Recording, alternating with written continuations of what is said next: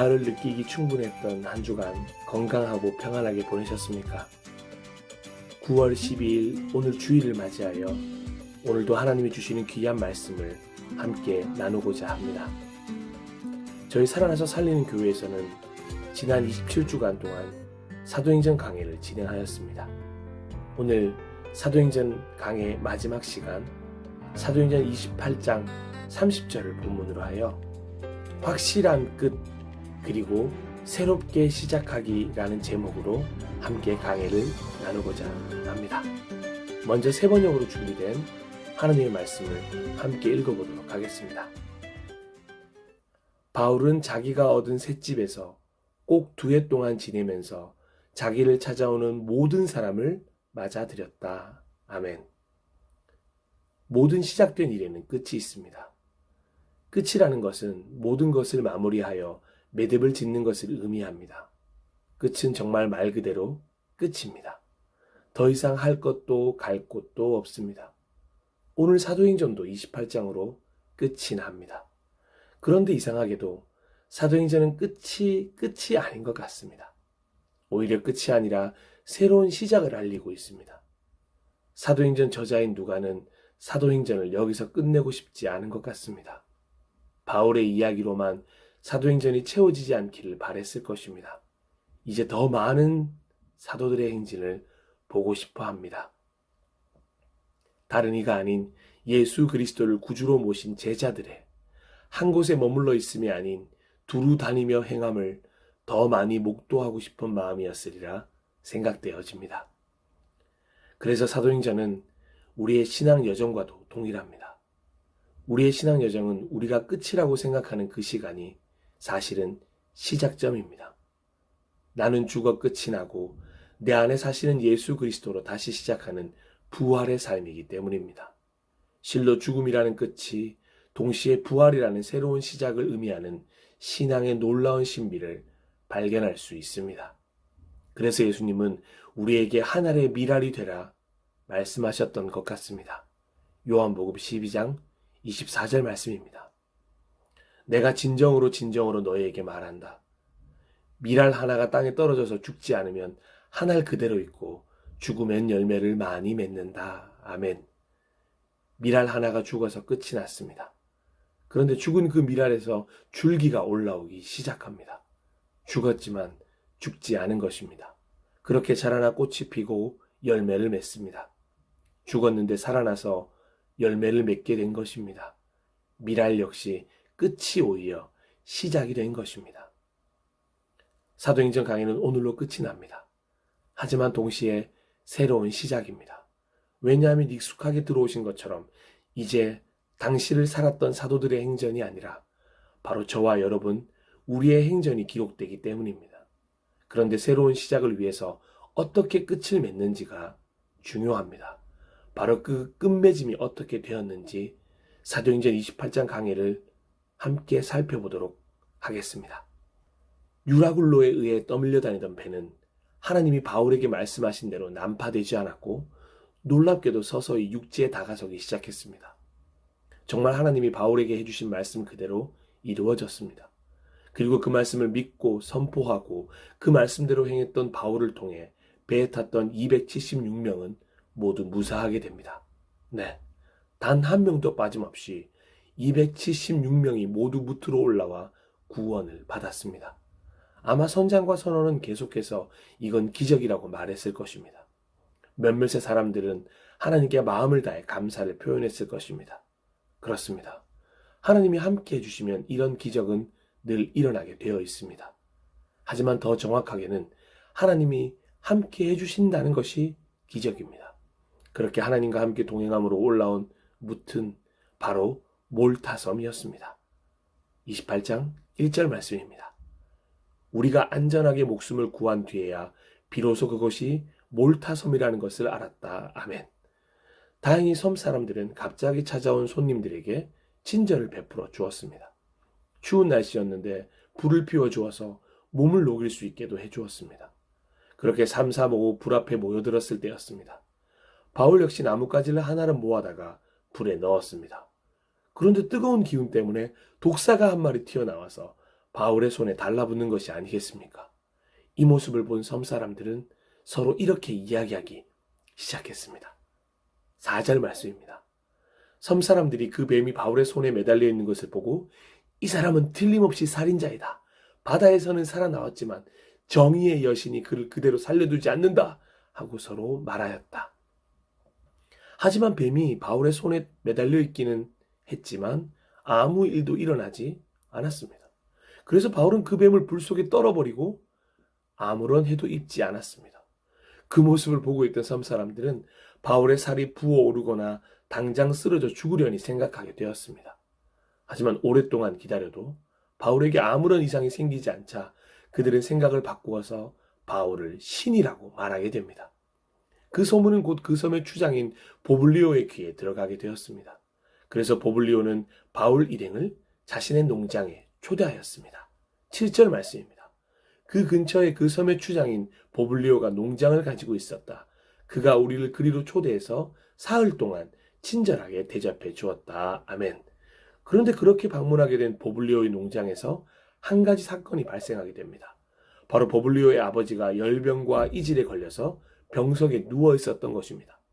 그 이야기를 전해 듣자마자 바울은 한치의 망설임도 없이 들어가서 기도하고 그에게 손을 얹어 낫게 해주었습니다. 그리고 이 일을 시작으로 그 섬에서 병을 앓고 있는 다른 사람도 찾아와서 고침을 받게 되었습니다. 그랬더니 더더욱 섬 사람들은 바울을 정말 극진한 예로 대하여 주었습니다. 정말 신처럼 대접해 주었다고 해도 과언이 아니었습니다. 그리고 떠날 때에는 필요한 물건들을 배에다가 실어다 주기도 하였습니다. 그렇게 몰타섬에서의 3달이 훌쩍 지나갔습니다. 11절 말씀입니다. 석 달 뒤에 우리는 그 섬에서 겨울을 난 디오스구로라는 이름이 붙은 알렉산드리아 배를 타고 떠났다. 그때 바울이 발견하여 도망치지 못하겠던 선원들은 마음을 다잡고 3달 동안 배를 잘 정비하였습니다. 역시 그들이 필요했습니다. 그렇게 다시 출항한 알렉산드리아호는 수라구사에 입항하여 사흘 동안 머물게 되었고 그곳을 떠나 빙 돌아서 레기온에 다다르게 됩니다. 그런데 하루가 지나자 남풍이 불어왔으므로 생각했던 것보다 더 빨리 보디올에 이르게 되었습니다. 바로 그곳에서 바울 일행은 어떻게 소식을 들었는지 동역자들을 만나서 그들의 초청을 받고 7일 동안 거하게 되었습니다. 기록된 대로 이제 로마로 가는 일정은 선장과 선원 율리오 백부장의 선택이 아닌 바울에게 모두 맞춰져 있습니다. 바울이 타면 출발하고 바울이 내리면 기다리게 됩니다. 그렇게 일주일 후에 다시 출항한 배는 드디어 종착지인 로마에 도착하게 되었습니다. 그런데 로마에도 도착하자마자 바울 일행을 반기는 사람들이 있는 것이 아니겠습니까? 바울 일행은 상당히 많이 놀랐을 것입니다. 사도행전 28장 15절 말씀입니다. 거기 신도들이 우리 소식을 듣고서 아피온 광장과 트레스 마을까지 우리를 맞으러 나왔다. 바울은 그들을 보고 하나님께 감사를 드리고 용기를 얻었다. 아멘. 그저 막막하고 황폐한 땅일 거라고 예상했던 로마에도 이미 동역자가 된 그리스도인이 있었던 것입니다. 분명 누군가를 통하여 로마 땅까지도 복음이 전해진 것이고 바울이 온다는 소식도 이미 전해진 것이었습니다. 매우 유기적으로 움직이는 공동체였다는 것을 알 수 있습니다. 생각하지도 못했던 동역자를 만났기에 바울은 그들을 보고 하나님께 감사를 드리고 용기도 얻게 되었습니다. 로마는 황무지가 아니라 이미 은혜의 땅이었기 때문이었습니다. 백부장 율리오는 바울이 로마에 도착하자 바울을 감금한 것이 아니라 바울을 지키는 병사 한 사람과 함께 따로 지내도 된다는 허락을 받게 됩니다. 참 생각하면 할수록 놀라운 혜택 아니겠습니까? 지키는 병사가 있기는 했지만 자유인의 몸이나 마찬가지였으며 특히 누구라도 만날 수 있었습니다. 그렇게 3일 동안의 정을 마치자마자 바울은 유대인 지도자들을 불러 모으게 됩니다. 그들에게 자신의 로마행에 대한 자초지종을 설명하기 위함이었습니다. 28장 17절에서 20절 말씀입니다. 사흘 뒤에 바울은 그곳 유대인 지도자들을 불러 모았다. 그들이 모였을 때에 바울은 이렇게 말하였다. 동포 여러분, 나는 우리 결례와 조상들이 전하여 준 풍속을 거스르는 일을 한 적이 없습니다. 그런데도 나는 죄수가 되어서 예루살렘에서 로마 사람의 손에 넘겨졌습니다. 로마 사람은 나를 신문하여 보았으나 사형에 처할 만한 아무런 근거가 없었으므로 나를 놓아주려고 하였습니다. 그러나 유대 사람이 반대하는 바람에 하는 수 없이 내가 황제에게 상소한 것입니다. 나는 절대로 내 민족을 고발하려는 것이 아니었습니다. 이런 까닭으로 나는 여러분을 뵙고 말씀드리려고 여러분을 오시라고 청한 것입니다. 내가 이렇게 쇠사슬에 매여 있는 것은 이스라엘의 소망 때문입니다. 하지만 유대인 지도자들은 예루살렘으로부터 어떠한 연락도 받지 못한 상황이었습니다. 오히려 바울이라는 인물에 대해서 좋은 소식만 들려왔기에 직접 바울의 말을 들어보고 싶은 마음이 가득했습니다. 로마에 있던 유대인 지도자들은 지역의 특성답게 상당히 마음이 열려 있었던 종교인인 것 같습니다. 그래서 바울에게 이렇게 이야기합니다. 이어지는 21절, 22절입니다. 그들이 바울에게 말하였다. 우리는 아직 유대로부터 당신에 관한 편지를 받은 일도 없고 동포들 가운데서 아무도 여기에 와서 당신에 대하여 나쁘게 말하거나 소문을 낸 일이 없습니다. 우리는 당신에게서 당신의 생각을 들어보고 싶습니다. 이 종파에 대하여 우리가 아는 것은 어디서나 이 종파를 반대하는 소리가 높다는 것입니다. 바로 그들은 그리스도 교회에 대해서 명확하게 듣고 싶었던 것입니다. 혼란스러움을 끝내기 위해서는 바울에게 직접 듣는 방법이 가장 좋다고 생각한 것입니다. 그래서 바울과 만날 날짜를 정하게 되었고 드디어 그 만남의 날이 밝아왔습니다. 바울에 대한 아무런 편견 없이 복음만을 들어볼 수 있는 절호의 기회가 펼쳐진 것입니다. 찾아온 사람들은 처음에 모인 이들보다 훨씬 많은 숫자였습니다. 바울의 숙소는 발 디딜 틈도 없이 가득 차게 됩니다. 그래서 바울은 아침부터 저녁까지 그들에게 하나님 나라를 엄숙히 증언하고 모세의 율법과 예언자의 말을 가지고 예수에 관하여 그들을 설득하면서 그의 속내를 털어놓게 됩니다. 하나님 나라와 예수 그리스도. 실로 바울은 그 어떤 군더더기도 없이 이 두 가지에 집중하게 됩니다. 그는 자신이 어떻게, 왜 로마까지 왔는지 간증하지 않았습니다. 영웅 심리를 가지고 자신의 이야기 위주로 이야기를 풀어간 것 아닙니다. 하나님께 감사하는 척하면서 자기 자신을 드러냈었던 지난날의 모습을 더 이상은 찾아볼 수가 없었습니다. 그저 하나님 나라와 예수 그리스도에 대해서만 이야기하는 바울입니다. 우리 역시 마찬가지여야 합니다. 우리는 하나님 나라와 예수 그리스도에 대해 이야기할 수 있는, 전할 수 있는 그리스도인이어야 합니다. 다른 군더더기는 필요가 없습니다. 나의 이야기는 필요가 없습니다. 그런데 아쉽게도 이렇게 군더더기 없는 이야기임에도 불구하고 결과는 이러했습니다. 28장 24절입니다. 더러는 그의 말을 받아들였으나 더러는 믿지 않았다. 정말 답답한 노릇입니다. 긴 토론이 이어졌지만 모인이들은 이렇게 서로 견해가 엇갈린 채로 결국 흩어지게 되었습니다. 그때 바울은 흩어지는 그들을 보며 마지막으로 구약 이사야서 6장 9절에서 10절을 인용하여 현재 모인이들에게 필요한 말씀을 가지고 너무도 중요한 선포를 시작합니다. 성령께서 예언자 이사야를 통하여 여러분의 조상에게 하신 말씀은 적절합니다. 곧 이런 말씀입니다. 이 백성에게 가서 말하여라. 너희가 듣기는 들어도 깨닫지 못하고 보기는 보아도 알지 못한다. 이 백성의 마음이 무디어지고 귀가 먹고 눈이 감기어 있다. 이는 그들로 하여금 눈으로 보지 못하게 하고 귀로 듣지 못하게 하고 마음으로 깨닫지 못하게 하고 돌아서지 못하게 하여 내가 그들을 고쳐주지 않으려는 것이다.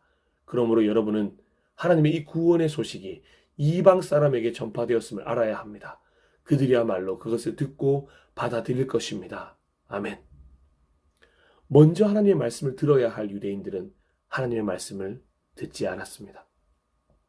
모인 이들 중 말씀을 듣고도 받아들이지 못하는 자들의 마음이 무디어지고 귀가 먹고 눈이 감기어 있다는 것을 명확하게 알려주며 이제 그 구원의 소식이 이방 사람에게 전파되었으며 그들이야말로 구원의 소식을 받아들일 것이라고 말합니다. 이건 유대 사람들에게 저주와도 같은 말이었습니다. 어찌 보면 유대인에게는 이제 끝, 이방인들에게는 이제 시작이 되는 말씀이 되는 것입니다. 그렇습니다. 이제는 말씀을 외면하는 유대인에게서 말씀은 끝이 나지만 그 말씀을 받아들인 이방인들로부터 하나님의 나라와 예수 그리스도에 대한 이야기는 다시 시작되어 꽃 피우게 되는 것입니다. 그 꽃의 열매가 오늘 지금 이 순간 우리에게까지 와 있는 것 아니겠습니까? 유대인들뿐만 아니라 이방인들도 그리스도 예수 안에서 같은 은혜를 받게 된 것입니다. 이것이 유대인들에게는 끝이라는 절망이었겠지만 이방인들에게는 희망이라는 새로운 시작으로 변화된 것입니다. 에베소서 3장 6절 말씀입니다. 그 비밀의 내용인즉 이방 사람들이 복음을 통하여 그리스도 예수 안에서 유대 사람들과 공동 상속자가 되고 함께 한 몸이 되고 약속을 함께 가지는 자가 되는 것입니다. 아멘. 그렇게 바울을 찾아왔던 이들은 모두 자기 자리로 돌아갔습니다. 그리스도인이 되고 싶었던 사람은 다시 바울을 찾아왔고 그렇지 않은 이들은 유대인답게 바울을 배척하기 시작했습니다. 하지만 바울은 이런저런 상황에 아랑곳하지 않고 자신에게 맡겨진 사명을 계속해서 감당하게 됩니다. 30절, 31절 말씀입니다. 바울은 자기가 얻은 셋집에서 꼭 2해 동안 지내면서 자기를 찾아오는 모든 사람을 맞아들였다. 그는 아무런 방해도 받지 않고 아주 담대하게 하나님 나라를 전하고 주 예수 그리스도에 관한 일들을 가르쳤다. 아멘. 바울은 유대인들이 복음을 받아들이지 않았다고 좌절하지 않았습니다. 그리고 이제는 유대인들은 별 볼 일 없으니 이방인들에게만 복음을 전해야지 라고 생각하지도 않았습니다. 바울은 이제 자기를 찾아오는 이들을 유대인이나 이방인으로 구별하지 않고 모든 사람을 맞아들이기 시작합니다. 어쩌면 이 행동이 사도행전 28장을 끝이면서 새로운 시작이라는 것을 알려주는 가장 중요한 포인트가 아닐까 생각해 봅니다. 결국 사도행전을 통하여 바울이라는 유대인 중 유대인이 성령님의 인도하심을 받아 이방인과의 만남을 통하여 유대인과 이방인이라는 틀이 허물어졌음을 우리는 발견할 수 있어야 하기 때문입니다. 이제 바울에게 유대인이나 이방인이나 구별이 없어졌다는 것입니다. 유대인들의 메시아인 줄 알았던 예수님은 모든 인류의 구원을 위해 이 땅에 오셨습니다. 유대인들은 자신들이 그토록 기다리던 메시아가 자신들이 원하는 대로 오지 않자 예수님을 핍박하고 십자가에 못 박아 죽였습니다. 그리고 그 예수님의 부활을 믿고 예수 그리스도를 따라 살려고 하는 그리스도인들을 핍박하고 죽였습니다. 유대인들은 그리스도인들을 절대 인정할 수가 없었습니다. 그들의 선민 사상에 정면으로 도전했기 때문입니다. 그들에게는 유대인 외에 모든 인류가 차별의 대상일 뿐이었습니다. 그런데 그리스도인들조차도 자기네 공동체 내에서 유대인과 이방인을 나눈 데 익숙했던 것이 초기 교회의 모습이었습니다. 그런데 그런 벽이 이제는 다 허물어진 것입니다. 유대인이라는 이름도 이방인이라는 이름도 다 사라지고 이제 그리스도인만이 남게 된 것입니다. 이제 유대인도 아닌 이방인도 아닌 오직 하나님의 나라와 예수 그리스도를 선포하는 그리스도인으로서 새롭게 시작하게 되는 것입니다. 그리고 만나는 이들도 구별 없이 모든 사람이 되는 것입니다. 고린도후서 5장 17절 말씀입니다. 누구든지 그리스도 안에 있으면 그는 새로운 피조물입니다. 옛것은 지나갔습니다. 보십시오. 새 것이 되었습니다. 아멘. 누구든지입니다. 유대인도 이방인도 특정 누군가도 아닙니다. 그런 구별은 이제 끝이 났습니다. 사도행전 28장을 통해 유대인과 이방인으로 나누는 방법은 끝이 났습니다. 이제 누구든지로 다시 시작되는 것입니다. 누구든지 예수 그리스도 안에서 새로운 피조물로 새롭게 시작하는 것입니다. 사도행전의 주요 논쟁거리였던 부활 역시 마찬가지입니다. 이제는 부활에 대한 고민을 끝내야 합니다. 그래야 부활을 시작할 수 있는 것입니다. 죽었습니다. 하지만 다시 살아났습니다. 그것이 그리스도이고 그리스도인입니다. 이제 우리는 사도행전을 통하여 배운 것들을 가지고 새로운 피조물로 새롭게 살아가야 합니다. 새롭게 써내려갈 사도행전에는 편견이 없습니다. 구별이 없습니다. 차별도 없습니다. 그런 것들은 이제 찾아볼 수가 없습니다. 그래서 바울이 로마에서 항상 외치고 다녔으리라 생각되는 바로 이 말씀을 실천해 나가야 하는 의무를 우리 모두가 지니게 된 것입니다. 로마서 3장 22절입니다. 그런데 하나님의 은은 예수 그리스도를 믿는 믿음을 통하여 오는 것인데 모든 믿는 사람에게 미칩니다.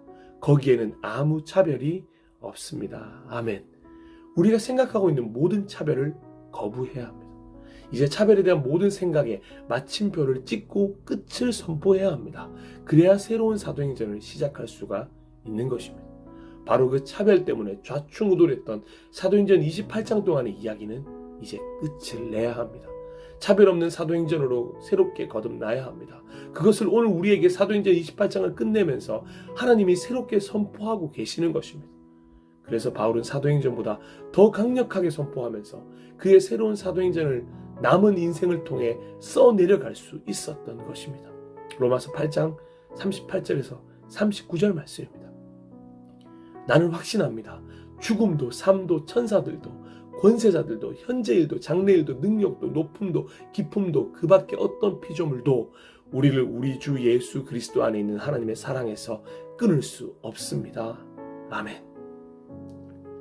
사랑하고 존경하고 축복하는 예배자 여러분, 사도행전 28장 강의를 마무리하면서 이제 사도행전 강의를 마무리하면서 저와 함께 이런 소망을 가져보시지 않겠습니까? 이제 정말 새롭게 시작해보자. 예수 안에서 새로운 피조물이 되어 새로운 사도행전을 써보자. 그러기 위해서는 오늘 사도행전 28장을 끝내셔야 합니다. 잘 마무리하고 매듭지어야 합니다. 모든 차별로 가득했던 좌충우돌의 마음밭을 정돈하셔서 새로운 씨앗을 뿌릴 준비를 해야 하는 것입니다. 사도행전 전체를 통해 등장한 누군가의 이야기를 닮아가려고 하지 마십시오. 사도행전 전체를 통해 나타난 어떤 이야기를 추구하지 마십시오. 닮아가려면 예수님을 닮아가야 합니다. 추구하려면 하나님이 오늘도 역사하셔서 펼쳐나갈 하나님의 나라를 추구해야 합니다. 하나님은 그래서 오늘 바울의 행동을 통하여 확실히 끝을 내시며 우리에게 다시 시작을 말씀하고 계시는 것입니다. 마지막으로 사도행전 강해를 마무리하면서 저는 사도행전 29장이란 말보다 신사도행전이란 말보다 우리가 더 기억해야 할 단어가 있다고 생각합니다. 끝을 내야 합니다. 사도행전은 반드시 28장으로 끝을 내셔야 합니다. 새로운 사도행전을 쓰기 위하여 반드시 끝을 내야 합니다. 반드시 끝내야 할 것들을 끝내고 다시 시작했으면 좋겠습니다. 진짜 신사도행전을 쓰고 싶다면 새로운 피조물로 다시 시작해야 하는 것입니다. 어물쩍 넘어가서 여전히 어제와 동일한 모습으로는 새로운 사도행전의 주인공이 될 수 없습니다. 여전히 사도행전 안에 자신을 묶어둔 것입니다. 바울을 포함한 모든 사도들은 사도행전 28장 그 이후에 더 많은 사역을 감당했습니다. 그들은 결코 사도행전 28장 내에 갇혀있지 않았습니다. 확실한 끝이 있었기에 새로운 시작이 존재했던 것입니다. 베드로를 다시 찾아온 예수님은 지난날의 베드로의 허물에 대한 죄책감을 완전히 끝내시고 다시 베드로를 새로운 사명으로 인도하셨습니다. 바로 그 끝이 있었기에 베드로가 새로운 시작을 할 수 있었던 것입니다. 그 확실한 마무리가 없었다면 베드로는 새롭게 시작할 수 없었을 것입니다. 이제 우리의 차례입니다. 그러니 먼저 확실히 끝내십시오. 그러면 새로운 시작이 우리 눈앞에 펼쳐지게 될 것입니다. 그리고 그 새로운 시작을 친히 이루어 가실 줄로 확신합니다. 빌립보서 1장 6절 말씀입니다. 너희 안에서 착한 일을 시작하신 이가 그리스도 예수의 날까지 이루실 줄을 우리는 확신하노라. 아멘. 그동안 사도행전 강의를 함께 해주셔서 감사드립니다. 앞으로 새롭게 걸어가실 믿음의 여정을 마음 다해 응원합니다. 마지막으로 확실한 끝을 이야기하시면서 동시에 시작을 말씀하시는 예수님의 말씀을 함께 묵상해 보았으면 좋겠습니다. 확실한 끝, 그리고 새로운 시작, 이 일이 여러분의 삶에서 동시에 일어나기를 간절히 소망해 봅니다. 누가복음 5장 36절에서 38절 말씀입니다. 예수께서는 그들에게 또 비유를 말씀하셨다. 새 옷에서 한 조각을 떼어내서 낡은 옷에다가 대고 깁는 사람은 없다. 그렇게 하면 그 새 옷은 찢어져서 못 쓰게 되고 또 새 옷에서 떼어낸 조각은 낡은 옷에 어울리지도 않을 것이다. 새 포도주를 낡은 가죽 부대에다가 넣는 사람은 없다. 그렇게 하면 새 포도주가 그 가죽 부대를 터뜨릴 것이며 그래서 포도주는 쏟아지고 가죽 부대는 못 쓰게 될 것이다. 새 포도주는 새 부대에 넣어야 한다. 함께 잠시 기도하도록 하겠습니다.